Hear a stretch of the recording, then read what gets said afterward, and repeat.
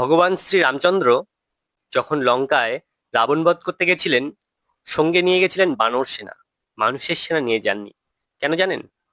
ভগবান জানতেন, যদি আমি মানুষকে নিয়ে যাই আমার সেনায়, সোনার লঙ্কা দেখে হয়তো অর্ধেক তার বিপরীতেই হয়ে যেতেন। আমি কেন এই কথাটা বললাম? আমরা বাংলাদেশের হিন্দু হত্যা দেখেছি, আমরা মুর্শিদাবাদের হিন্দু হত্যা দেখেছি, নারীদের সুরক্ষার ব্যাপারে আমরা দেখেছি অভয়ার কাণ্ড। আমরা এর পরেও এখনো এই তৃণমূল সরকারকে সমর্থন করছি কিছু হিন্দুরাই। কেন করছি? না, ১,৫০০ টাকার ভাতা পাচ্ছি তাই। কিন্তু নিজেদের অস্তিত্বটা যে কি সংকটে দাঁড়িয়ে আছে সেটা আমরা বুঝতে পারছি না। ওই ১,৫০০ টাকা দিয়ে আমরা নিজেদেরকে বিক্রি করে দিচ্ছি। এখনো সময়টা হাত থেকে বেরিয়ে যায়নি।